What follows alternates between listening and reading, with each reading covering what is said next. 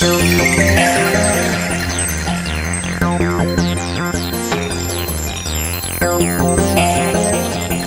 is up, Square Nation? Welcome back to No Counters, No Combos. And today, I talked about it in our box opening video for Vicious Rejuvenation for set 12.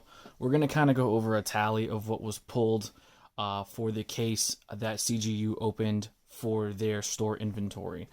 So I kind of have a couple binders I want to go through just to kind of show you the ratios and see exactly what it is that you can pull. Now, just keep in mind, this is if you're able to purchase a case.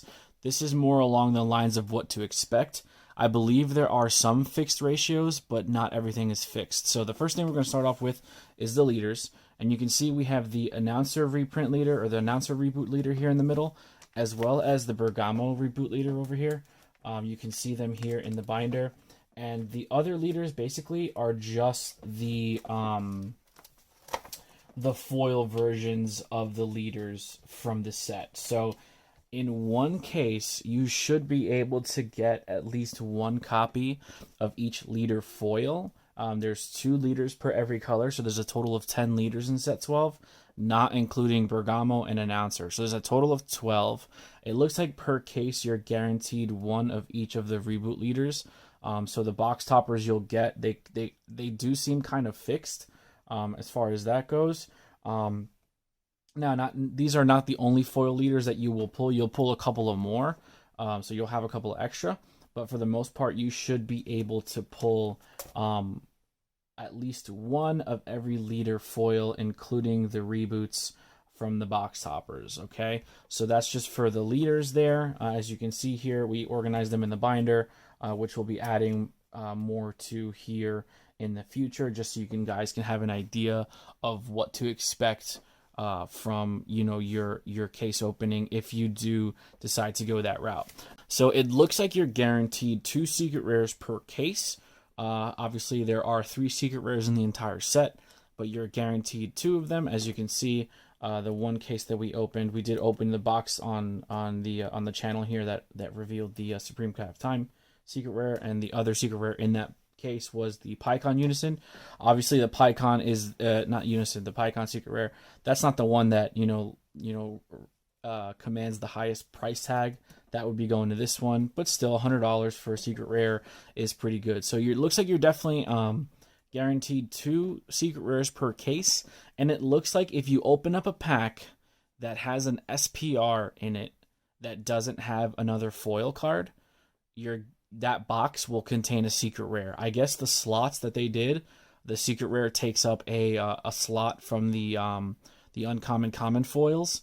So I think if you open up a box and you get a pack that has an SPR in it but no other foil, because every pack should have at least 2 foils, or not every pack, but every pack should have a common uncommon foil. If you open up a pack that has an SPR but doesn't have that, then you're probably going to get a secret rare in that box. Now for the box toppers, I'm just going to put it in the picture here so you can see.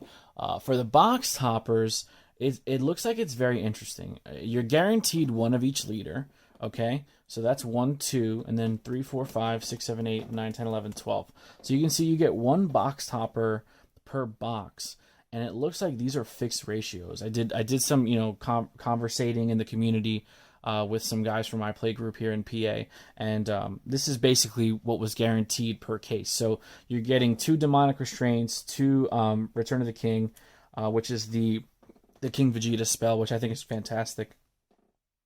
You're getting 3 tag team Gohan and 3 Bergamo Prideful Roar. So you're getting a good amount of the box toppers. Obviously, Demonic Restraint is going to be the chase card that you're getting, that you're going to be looking for because it's commanding a high price tag. I think the last time I saw it right now on TCG Player, it's sitting at around like $50, which I think is insane. But that's usually pre-release prices. So if you're in the market of selling cards, definitely want to move your stuff as early as pre-release if you can. But it looks like these are fixed ratios. I don't know of anyone who had the luxury of opening up a case. I don't know of them getting any different ratios. So this is kind of what we're going off of right now as we approach the official release date of set 12. Now, as far as SRs and other stuff like that. So we're going to start here with the red SRs. You can see We were able to get 2 of each red SR, 2 Gokus, 2 launches, 2 Piccolos, and then as we're moving over to black, same thing, 2 Meki Kibura, 2 King Vegeta, or Mask King, and then 2 Gogeta SS3s. For the SRs for green, we actually got 3 slugs, 3 of this slug, 3 of this slug here, a couple of the Turleses. We got 2 of the Gogetas, Janemba. So you can see here, these are the only SR playsets that we got. So we got the playset of Whis and the playset of 5-drop Frieza. And that's the only SR playset that we got. So in the past, where you would buy a case and you were essentially almost guaranteed to have a playset of every single, super rare in the set, that's not really the case here because of the addition of unisons to the game. So obviously they're adding more cards to the pool. And I'm going to break down some of the math so you guys can make educated decisions as to what you want to do. But we were able to get a playset of the Whis and a playset of the Friezas. We got 3 of the Gotenks here. We got 3 of each of the Shadow Dragon, which is really cool. But we weren't able to get a playset. Now, as we move on to some of the unisons that we got, we did get these. We did get a playset of these Ginyus. We got 2 of the Piccolos, 2 of the Frieza cells. And then we got 2 of these SPR Gokus, 3 of the Pikkon Unison, the SR, 3 of the Piccolo SR Unisons, and then the rest is just SPR. So the funny thing that I want to go over here is it looks like you will get a playset of every card, right? But the rarity is going to be different. So direct comparison. We got 2 of the SPR Piccolo Jr. Unisons. And we got 2 of the regular SRs, which are... Where the hell did I put those? It's Unison. So right here. So we got 2 SRs and 2 SPRs. So, that's the wrong set. So all in all, you do have a play set of the cards. So you'll have the ability to jam them in your decks. Obviously, you saw earlier, we pulled 2 of the 4-drop regular SR Turles, and we have 2 of the SPRs here. We have 3 ofs here, the Gogetas, we have the Ginyus, we have the Shenrons here. So we have, if you purchase a case, you will have the luxury of mostly getting playsets of every single card, except for the ones that have single printing. And what I mean by that is, a perfect example for red, right? This launch right here and this Piccolo, they didn't get SPR printings, so we only were able to get 2 copies of each. We got 2 of the SR Gokus, but Goku did get an SPR print as well. So you're not essentially guaranteed a playset of every single card in the set. Because of the addition of Unisons, they have to take up another card slot. So it really all depends on what you want to do. With that also being said, you don't really have a lot of room for extras. Like, I don't have any duplicates, right? So this box that we opened, this case that we opened for CGU, there were no duplicates. So aside from the playset of Whis and Friezas, there were no extra copies of these cards. That's it. Like, there was no, like, if you're just trying to complete the master set and then sell off the rest, that's not a possibility from what I'm seeing. So for those of you who are trying to make a very well-educated purchase, a case might not be the right way to go if you're looking to have playsets of specific rarities. But we're going to get on into some numbers real quick so I can show you guys exactly what I'm talking about.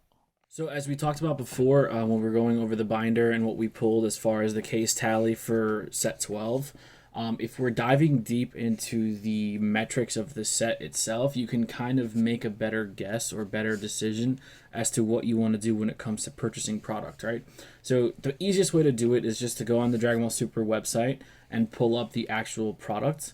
So if you go to the chart and you look at everything, it'll tell you the release date, it'll tell you MSRP, it'll tell you all that stuff. So it basically says 1 booster pack contains 12 cards, 1 box contains 24 packs, and then 1 box contains 1 revival pack, which is your reboot packs, which is your 12 cards that you're guaranteed that we went over in the binder video, right? But the set in total has 292 cards. Now, the breakdown does not include the revival pack. So it's 292 cards, not including the revival pack. So the first thing you're going to want to do is you're going to want to take that total and you're going to subtract the 3 secret rares that are in the set. So taking away the secret rares, you want to look at that number, which is 289.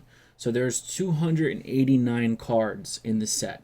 Now, you also have the issues with foils and non-foils, right? So it says here that you have common, which is either you have common, uncommon, rares, okay?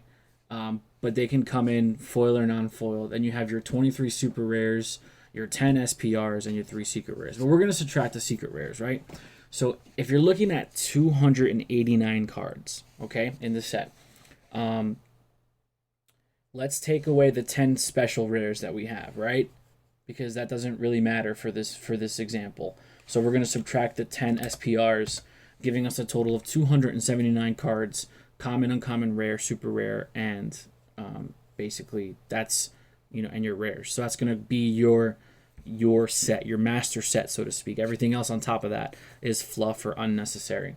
When you're looking at investment and you're looking at spending money, a case, it'll range from $700 to $800 depending on who you're getting it from, and you have a 33% chance of getting what it is that you need. So again, if you're looking specifically for, now this is only in regards to the specific printings of the card. So if you don't care about, mismatch rarities, which I know for some people like myself, that's a huge issue, then you're going to be fine because one case will guarantee you a playset of every single card. But if you're looking to have a playset of the SRs and a playset of the SPRs, you have a 33% chance of that happening. Now, I don't really agree with the math so much because of what I've seen, in trading and selling and aftermarket and stuff like that. If money was not the issue and you really wanted to guarantee yourself having a copy or a playset of every single card, you'd probably have to go the route of buying 2 cases.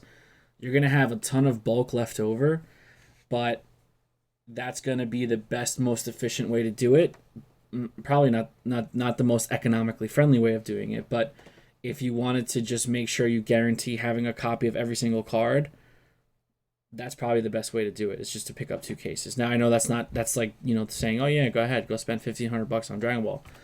It's not feasible, especially at this time right now with the way the world is, but I just wanted for you guys to understand, especially because back in set 10 when they added unisons into the mechanic of the game, it does take up a card slot in a set. So it's not going to be as easy getting all of these cards. That's why the market fluctuates the way it does, and that's why some cards just jump up in value because they're a lot harder to get than people might think. So I just wanted you guys to have an idea of what to jump into. The most cost-effective way of getting your cards is to buy singles. I mean, that's just the end of the day. That's just the best way to do it. Like if you're not really invested in a set fully and you just want to play a specific archetype, then go ahead and splurge and buy that archetype. Because for the most part, it's not really too expensive if you're just buying into one specific archetype. Like if you want to play Shadow Dragons in set 12 and you go and you buy all those cards and combine them with the existing cards you have, you might spend a couple $100 and that's it. Like you have what you need and that deck will just kind of evolve. If you want to have